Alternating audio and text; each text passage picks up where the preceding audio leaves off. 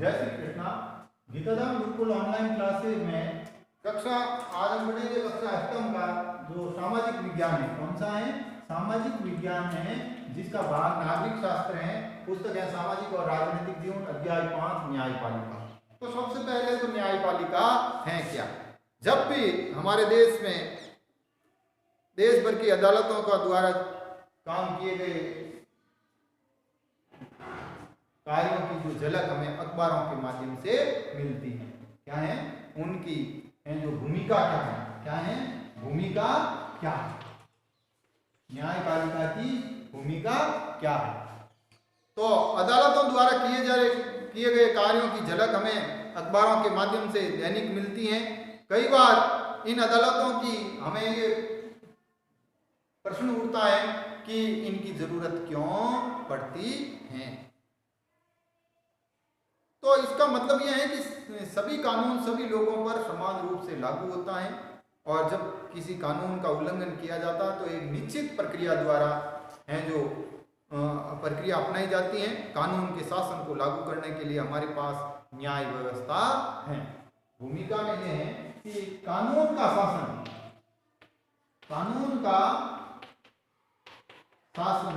लागू करने के लिए हमारे पास क्या है? हमारे पास न्यायपालिका है। क्या है? न्याय व्यवस्था है। क्या है? न्याय व्यवस्था है। कानून का शासन लागू करने के लिए हमारे पास न्याय व्यवस्था है, और सरकार का एक अंग होने के नाते न्यायपालिका भी भारतीय लोकतंत्र की व्यवस्था निभाने में अहम है। ये सरकार के अंग है। क्या है? शासन का या सरकार का अंग है। क्या है? अंग है। क्या है? अंग। कौन कौन? कार्यपालिका, व्यवस्थापिका और न्यायपालिका। कौन? न्यायपालिका। ये शासन का भी एक अंग है, इसलिए इसका भी एक विशेष महत्व है। और यह स्वतंत्र न्यायपालिका हमारे देश की एक शासकीय व्यवस्था है। और स्वतंत्र न्यायपालिका का अर्थ क्या है कि न्यायपालिका किसी भी अपराध के लिए है जो जब सजा देती है तब उस पर कोई दबाव नहीं होता है। न्यायपालिका स्वतंत्र है, इसका मतलब है उस पर दबाव नहीं है। क्या नहीं है? दबाव नहीं है। अनुबंध क्या होता है?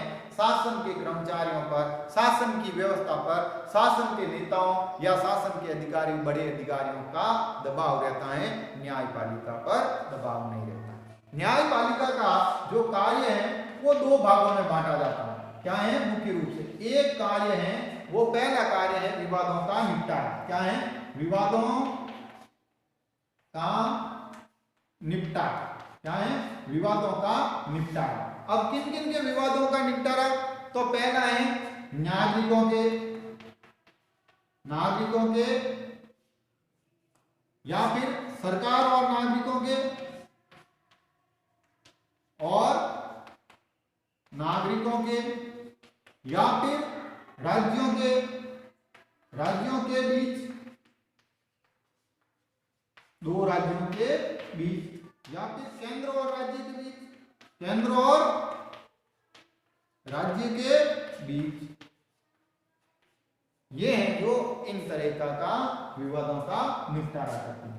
और दूसरा जो कानून न्यायपालिका का कार्य है वह है न्यायिक समीक्षा। क्या है? न्यायिक। कौन से है? न्यायिक समीक्षा। कौन सा है? न्यायिक समीक्षा। कौन सा है? न्यायिक समीक्षा। तो न्यायिक समीक्षा में क्या किया जाता है? न्यायिक समीक्षा में यह है कि अगर न्यायपालिका को लगता है कि कोई कानून संविधान अनुसार नहीं है। क्या नहीं है? संविधान अनुसार नहीं है, या किसी कानून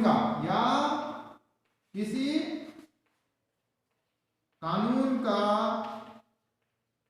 उल्लंघन हो रहा है, तो उसको रद्द कर देगा। क्या कर देगा?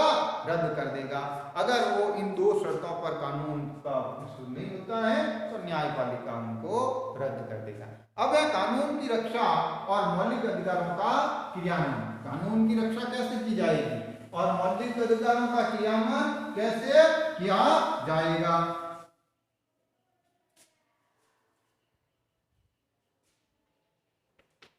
कानून की रक्षा और मौलिक अधिकारों का क्रियान्वयन, मौलिक अधिकारों का क्रियान्वयन कैसे किया जाएगा? तो कभी किसी नागरिक को लगता है कि उसके मौलिक अधिकारों का हनन हो रहा है, किसी नागरिक को लगता है कि उसके मौलिक अधिकारों का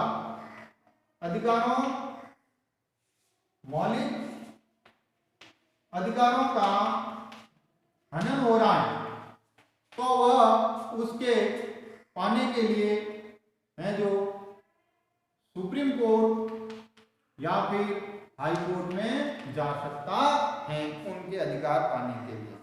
जैसे आपने 7वीं में पढ़ा होगा कि किस तरह से है जो खेतिहर किसानों ने है जो चलती हुई ट्रेन से वो किसान गिर गया पश्चिम बंगाल में। सरकार ने उसको जब सिविल हॉस्पिटल ले गए तो कहा कि ये रेलवे से गिरा है और रेलवे से गिरने के नाते इसका इलाज रेलवे अस्पताल करेगा। जब उसको रेलवे अस्पताल ले जाया गया तब उसको ये बताया गया कि चूंकि ये रेलवे का कर्मचारी नहीं है तो फिर इसका इलाज सिविल में होगा। इन दोनों के बीच उसको बहुत भारी नुकसान हुआ। उस नुकसान से बचने के लिए है जो वो कोर्ट में गया और कोर्ट में इलाज को और प्राथमिक इलाज को है जो अनुच्छेद 21 के तहत एक हिस्सा माना और सरकार को भी है जो विशेष मुआवजा देने का और साथ ही साथ प्राथमिक उपचार का ड्राफ्ट तैयार करने की है जो व्यवस्था दी गई। तो इस तरह से न्यायपालिका मौलिक अधिकारों को लागू करवाने के लिए प्रत्येक नागरिक है जो कोर्ट में जा सकता है। दूसरा यह भी है कि न्यायपालिका स्वतंत्र होती है। क्या है?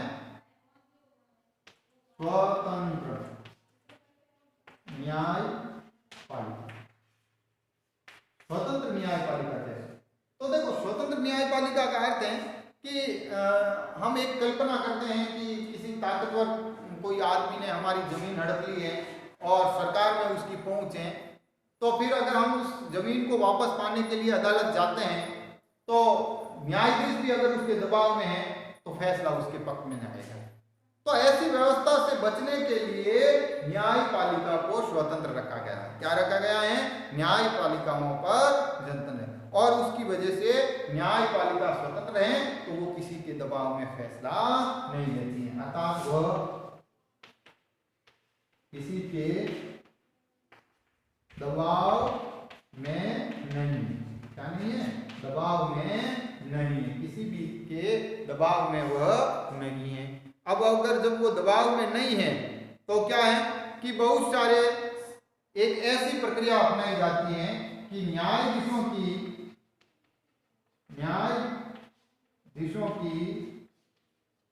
नियुक्ति विशेष प्रक्रिया से होती है। क्या होती है?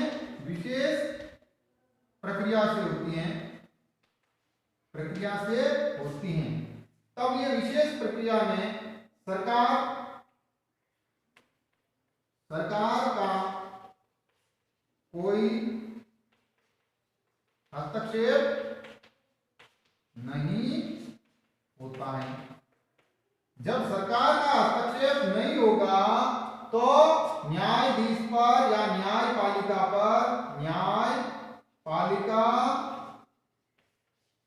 पर दबाव नहीं रहेगा। क्या नहीं रहेगा?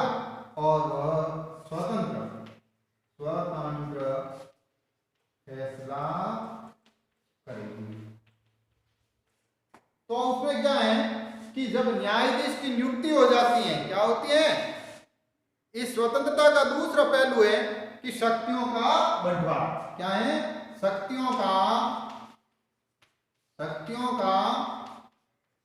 बंटवारा, क्योंकि सरकार का अंग है और शासन में न्यायपालिका भी सरकार का अंग है और उसमें एक शक्तियों का बंटवारा है और उस शक्तियों के बंटवारे में भी हस्तक्षेप नहीं होता है। क्या नहीं होता है? हस्तक्षेप नहीं होता है। बंटवारा है और उसमें हस्तक्षेप नहीं होता है और हस्तक्षेप नहीं होता है। हस्तक्षेप नहीं होता है। क्या नहीं है? हस्तक्षेप नहीं होता है। और जब उसका हस्तक्षेप नहीं होता है किसी सरकार के बारे में, तो है जो न्यायाधीश क्या करेगा कि एक बार नियुक्त होने के बाद, क्या एक बार नियुक्ति मिलने पर, नियुक्त होने पर उसको हटाना मुश्किल है। क्या है? मुश्किल है। न्यायाधीश को एक बार नियुक्त करने के बाद उसको हटाना मुश्किल है। इस शक्तियों के इस बंटवारे को दुरुस्त रखने के लिए यह भी महत्वपूर्ण है कि उनकी दखल अंदाजी नहीं हो। क्या है? नियुक्ति स्वतंत्र फैसला ले तो सरकार के किसी भी पक्ष की दखल अंदाजी न हो। क्या नहीं हो? अंदाजी न हो, दखल अंदाजी न हो। तो इस तरह से न्यायाधीश पहले, और यही जो दखल अंदाजी नहीं वाली बात है न हो, यही उसको ताकत देती है। क्या देती है? ताकत देती है, जिससे वो अपना फैसला ले सकते हैं। और इसी वजह से न्यायपालिका है जो कार्यपालिका और व्यवस्थापिका के दुरुपयोग को रोकती हैं। क्या करती हैं? रोकती हैं। यही स्वतंत्र रहने की जो ताकत न्यायपालिका के पास है, यही ताकत व्यवस्थापिका और स्वतंत्र है जो न्यायपालिका को इस व्यवस्था की है जो अदालत दुरुपयोग को रोकती हैं। और किसी को अगर लगता है कि उसका किसी भी प्रकार से मौलिक अधिकारों का हनन हुआ है, तो वो उसके विरुद्ध कोर्ट में जा सकता है। और कल हम इसके बारे में अदालतों की संरचना कैसी है, भारत में न्यायपालिका का ढांचा कैसा है, इसके बारे में अध्ययन करेंगे। धन्यवाद।